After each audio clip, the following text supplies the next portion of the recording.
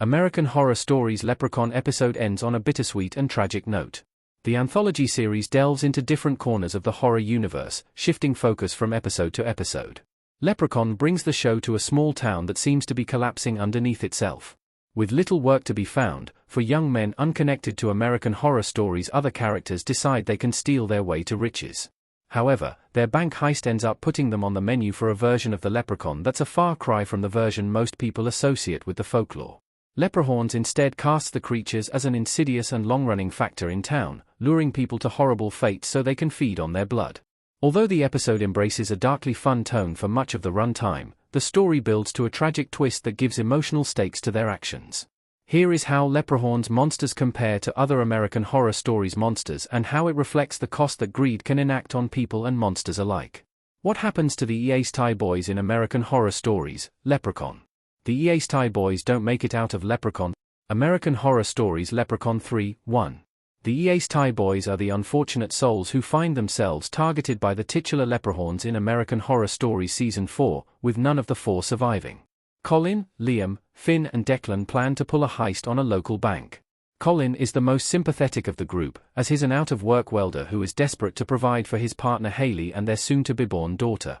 However, the promise of gold in the bank is secretly part of a lure set in place by a number of Leprechauns that immigrated to the United States centuries prior.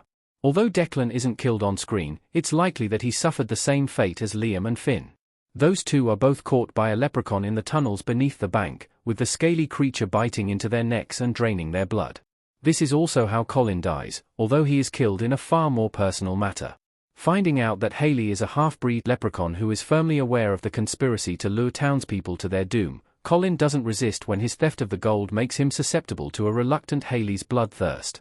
Hayley's connection to the Leprechauns in American Horror Stories, explained. Hayley has a big secret that ends up getting Colin killed. American Horror Stories Leprechaun 1. Hayley's status as a half-breed leprechaun allows her to seemingly appear more human than the rest of her species.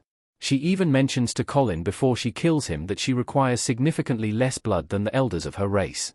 Hayley being a leprechaun and tied to the powers that seem to control the local town helps explain why she was so reluctant to move away with Colin at the beginning of the episode. However, it's clear that Hayley and Colin's relationship is genuine, suggesting that Hayley isn't removed from humanity.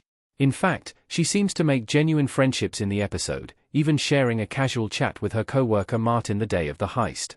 Her genuine grief over the death of Colin proves that she does have a sense of humanity, but his decision to try and steal the Leprechaun's gold makes him one of the few people they can actually feed on. This gives Leprechaun a genuinely tragic edge. Why the Leprechauns are monsters in American Horror Stories, Leprechaun. The Leprechauns aren't as cute as Lucky Charms would have you believe. Leprechauns are the central threat of Leprechaun, with the episode revealing that the mythical creatures feed on the blood of humans. Hailing from Ireland, the famines that pushed many people from that island to the United States forced the Leprechauns to follow suit. These Leprechauns are nothing like the typical imagery of the creatures, with the episode even calling out the difference between the two. The episode repositions them as monstrous beings who can assume a human form but secretly have a far more scaly and monstrous body with claw-like nails and rows of sharp teeth. The Leprechauns are notably not treated as an invasive species or overwhelming force in Leprechaun. According to Hayley, the Leprechauns have spent centuries in America feeding on the blood of those with greed in their hearts.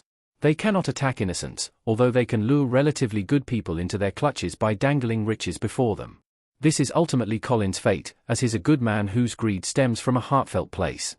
It makes the Leprechauns horrifying in doses, but different from the overwhelming evil of some of American Horror Stories' other creatures and killers. The true meaning of American Horror Stories, Leprechaun. The very real cost of greed. American Horror Stories Leprechaun 11. American Horror Stories Leprechauns is a quietly tragic episode of the anthology series, highlighting the consequences of greed. Although all four of the East boys have a different motivation, all of them are ultimately driven by envy and greed.